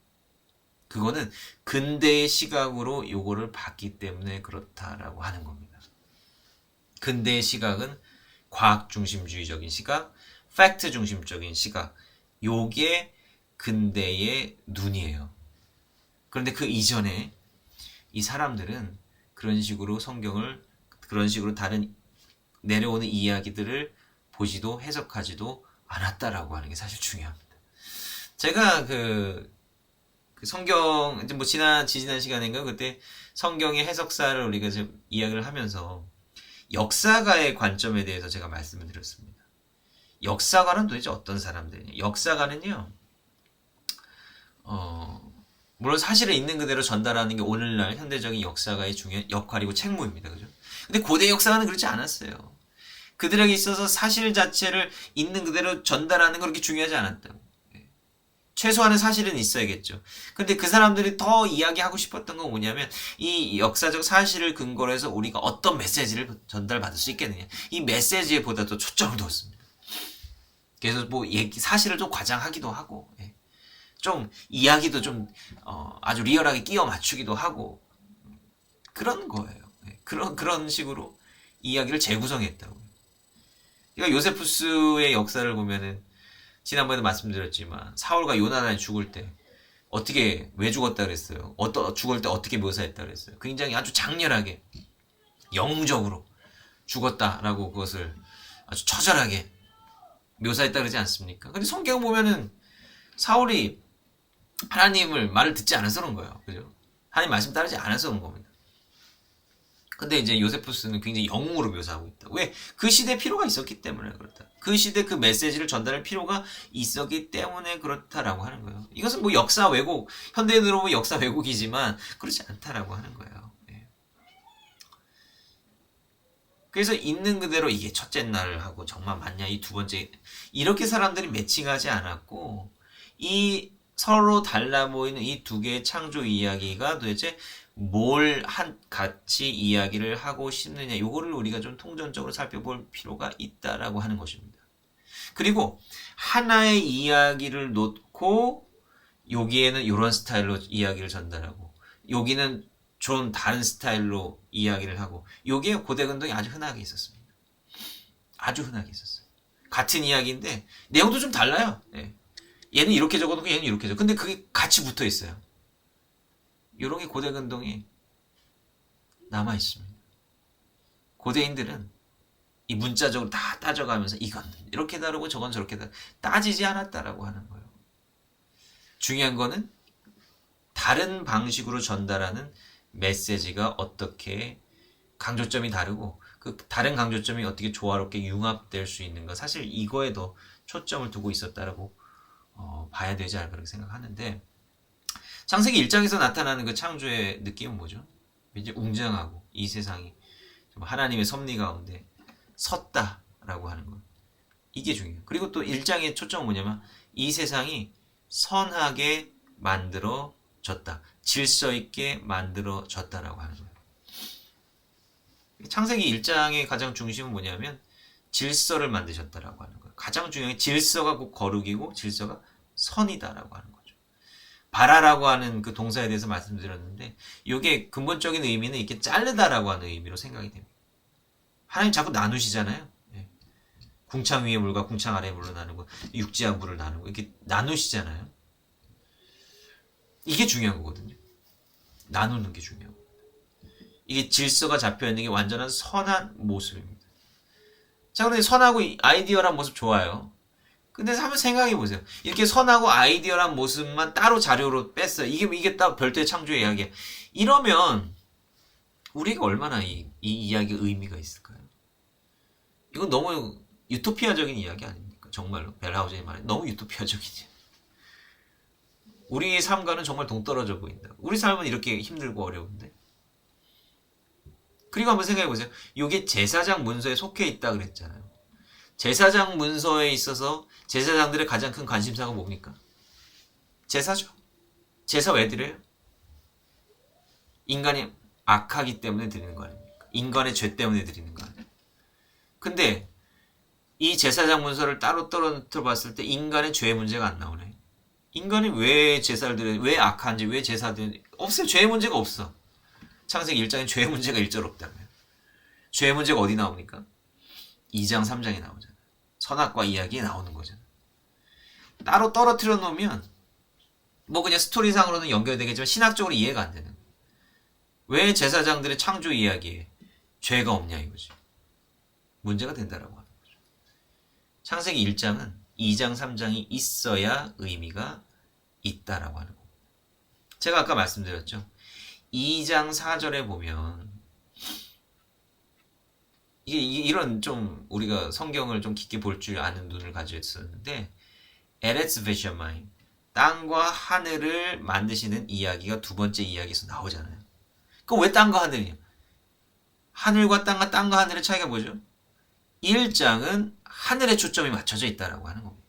우주적인 하나님, 하늘. 근데 2장부터 나오는 이야기는 뭐예요? 땅과 하늘, 땅에 초점이 맞춰져 있다라고 하는 얘기입니다. 그러니까 창세기 1장이 멀찌감치 이렇게 파노라마로 우주를 딱 조망하는 그런 장면이라고 한다면, 창세기 2장은 이제 그 안으로 뛰어 들어가는 거예요. 그 지구 속으로 쫙 빨려 들어가는 그런 이제 카메라 무빙 같은 거 있잖아요. 그런 식으로 이렇게 쫙 들어가서 거기를 면밀히, 땅의 이야기를 면밀히 살펴보는 거예요. 그러니까 물론 뭐 초목이 먼저 있어요. 사람이 먼저 있어요. 사실 이거 그렇게 사실 중요하지 않아요. 창세기 2장은 그거 별 관심 없어요. 사실은 뭐 아담이 경작하기 전에도 하나님께서 뭐 에덴 동산 만드시고 뭐 다 하지 않으셨습니까? 이미 다 그런 거 있지 않았습니까? 근데 그것을 가지고 뭐 선후 관계를 따진 건 뭐 그렇게 큰 의미는 사실은 없어요. 제가 볼 땐 그렇습니다. 창세기 1장은 순서가 중요한데 창세기 2장은 순서가 중요한 게 아니에요. 이야기가 중요한 겁니다. 그러면은 창세기 1장은 이 우주적인 창조주 하나님을 증거하는 이야기라고 한다면, 창세기 2장, 3장은 근데 뭐겠어요? 인간에 대해서 이야기를 하는 거죠. 땅의 이야기, 인간. 인간들이 왜 이 모양 이 꼴이 되었느냐 라고 하는 것을 이야기를 하고 싶은 거예요. 창세기 2장, 3장의 그 선악과 이야기가 가장 핵심적인 부분인데, 선악과가 뭡니까? 선악과가 왜 문제가 되는 거예요? 우리가 생각할 때, 왜 하필이면 하나님 왜 선악과를 굳이 왜 만들어 놓으셔가지고 우리 이렇게 이 고생하면서 살니까 하시나 이런 생각을 교회학교 아이들도 할 수도 있겠고 네. 이런 질문 많이 받아보시지 않으셨습니까? 내 스스로 생각해보지 않으셨습니까? 에덴 동산에서 편안하게 잘 먹고 잘 살면 좋은데 괜히 그 아담과 하와는 그 선악과 먹은 것이 좀 밉고 또 그 선악과를 만들어 놓으신 하나님의 뜻이 뭔지도 모르겠고라고 하는 거예요. 근데 이거는 선악과든 뭐든 상관없어요. 선악과가 있든 없든 저는 상관없다고 생각합니다. 선악과든 아니든 어쨌든 간에 인간이 그 역사를 시작하면서도 필연적으로 범하게 되는 죄의 문제에 대해서 이야기를 하고 있는 거예요. 선악과, 예, 보세요. 이 재밌는 표현이 있는데, 벌거벗었다라고 하는 히브리어가 아루밈이에요. 아루밈. 잠깐 기억하세요. 아루밈. 벌거벗었다. 그 다음에, 뱀에 대해서 나오는데, 헤베하나하샤야 아룸. 간교하더라. 아루밈, 벌거벗었다. 이게 그 동음 이의어죠. 동음 다른 단어예요. 근데 발음이 비슷해요. 이거 간교하다라고 되는데 이게 이제 번역이 그런 건데 이게 똑똑하다는 얘기, 스마트하다는 뜻입니다. 잠언서에서도 현명하고 지혜롭다라고 했을 때 이 아름이라고 하는 단어를 사용합니다. 간교하다, 똑똑하다라는 말이에요. 그러니까 벌거벗음과 지혜롭다, 현명하다라고 하는 말이 매칭이 되고 있는 겁니다. 선악과라고 하는 게 뭐예요? 선과 악을 알게 하는 나무의 과일이잖아요. 아는 것과 관련이 되어 있는 겁니다. 선악과 이야기는 인간이 알고자 하는 것, 요거와 관련되어 있는 것. 그럼 인간이 뭘 알려고 하는 거예요? 뱀이 뭐라고 꼬십니까? 뱀이 뭐라고 꼬셔요? 이거 먹으면 하나님과 같이 되어 선악을 알죠. 요게 우리 인간의 죄의 가장 중요한 문제다라고 하는 거예요. 선과 악을 왜 합니까? 왜 알고 싶어요? 뱀은 이렇게 꼬시는 거예요. 너희들이 선과 악을 알잖아? 그럼 그게 하나님처럼 되는 거예요. 왜 그렇죠? 선과 악을 판단하는 게 뭐예요? 여러분 생각해 보세요.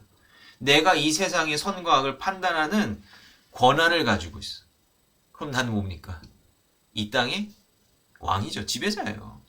내가 이건 선한 거야. 내가 이거 악한 거야. 결정할 수 있는 힘을 가지고 있다라고 하는 거는 이 땅에 내가 통치자가 된다라고 하는 의미입니다. 그래서 옛날에 왕들이 다 법 만든 거예요. 민주주의에서는 누가 만들어요? 국회의원들이 만들잖아요. 물론 우리는 국회의원들을 믿지는 않지만 적어도 대의민주주의 체제에서는 국회의원들이 법을 만든다는 것, 곧 국민들이 법을 만드는 것과 마찬가지입니다. 법을 만드는 주체가 누구냐에 따라서 그 권력이 누구한테 있느냐가 결정된다라고 하는 거예요. 그게 선과 악을 알고 결정하는 겁니다. 그러니까 아담과 하와는 선악과를 먹으면서 뭘 기대했느냐? 하나님처럼 될 것이다 라고 하는, 이 세상이 우리의 통치자가 될 것이다 라고 하는 그러한 기대를 갖는 거예요. 이게 하나님이 에덴 동산 가운데 모든 거 다 먹어도 돼. 근데 먹지 말라라고 하는 최초의 법을 주셨어요. 먹지 말아라. 이게 뭡니까?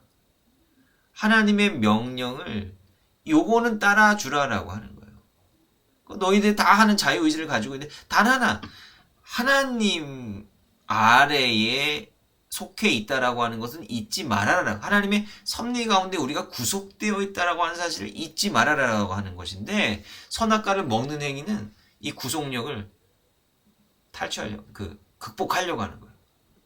극복하려고 하는 거예요. 그래서 하나님이 뭘 하는 거예요? 아담과 하와를 어떻게 했어요? 우리는 에덴 동산에서 쫓아낸 것만 알아. 근데 왜 쫓아냈습니까? 왜 쫓아냈어요?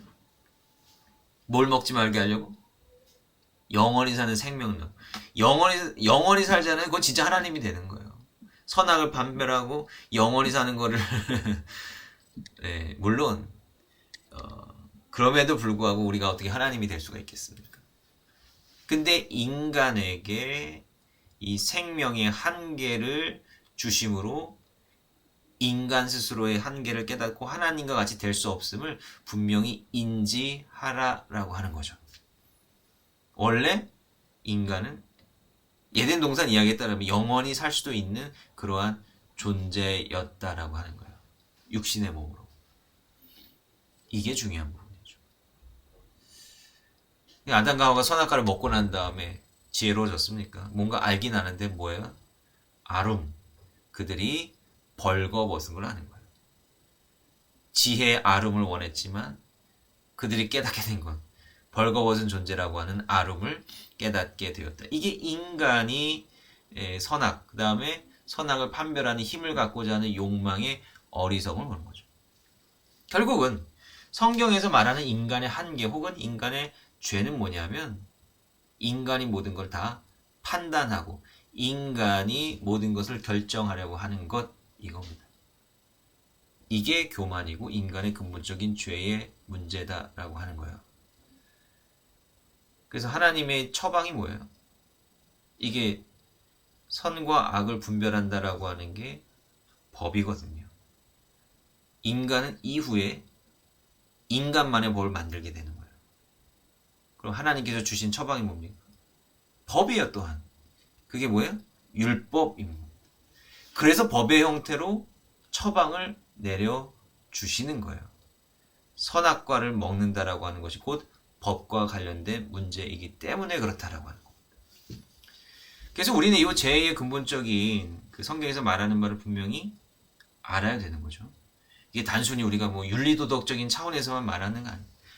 성경은 윤리도덕적인 차원도 보면 강조하지만 그게 사실 원죄까지 들어가는 건 아니에요.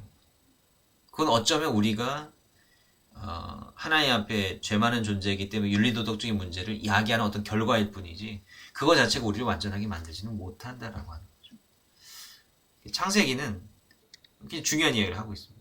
하나님께서 이 세상을 완전하게 선하게 만드셨지만 인간이 하나님과 같이 되고자 하는 그 욕망으로 그 경계와 질서를 무너뜨리게 되는 그런 이야기가 조명되고 있는 거예요. 그리고 그 이후에 인간의 역사가 어떻게 흘러가는가를 또한 계속해서 보여주고 있다라고 하는 겁니다. 그래서 뭐 제가 뭐 장황하게 이제 그 비평적인 학자들이 봤던 어떤 시각 이런 것들을 또 조명해드리고 또 거기서 사실 배울 건 있어요. 거기서도 이 성경에 나타나는 본문을 어떻게 이해하고 어떻게 받아들일 것인가 요거에 대해서 좀 한 번 더 좀 생각해보는 좀 배울 것이 있다라고 생각을 해서 그냥 나름대로 또 말씀을 드린 것이고 저는 이제 마지막에 이제 통합을 어떻게 해야 될 것인가를 좀 이야기를 하는 거죠. 사실은 이게 통합이라고 하는 것도 결국은 나뉘어질 수 있다라고 하는 생각이 좀 들어야 통합이 또 가능한 겁니다. 그냥 원래 그런 대로 그냥 관성적으로 읽으면 사실은 이게 메시지를 도출해내기가 좀 어려울 수도 있어요. 근데 우리가 평소에 가지고 우리가 좀 가질 만한 그러한 어떤 문제 제기나 이런 것들을 통해서 다시 한번 이거를 또 봉합시키는 이런 과정을 통해서 또 새로운 메시지를 좀 발견해낼 수 있으리라 생각을 합니다. 자, 오늘 뭐 얘기가 이런저런 얘기를 좀 많이 했는데 혹시 뭐 질문 있으십니까? 네. 다음 시간에는 뭐 계속해서 창세기를 이제 쭉 전반적으로 좀 나머지 부분들 쭉 보고요. 어떤 관점으로 우리가 읽어야 될지 계속해서 보고 그 다음에 이제 출애굽기 이 부분에서 계속 이어 나가도록 하겠습니다. 예, 혹시 뭐 질문 있으시면 뭐 끝나고 난 다음에 남아서 또 질문 자유롭게 해주셔도 되고요. 일단 시간이 늦었으니까 제가 기도하고 마치도록 하겠습니다.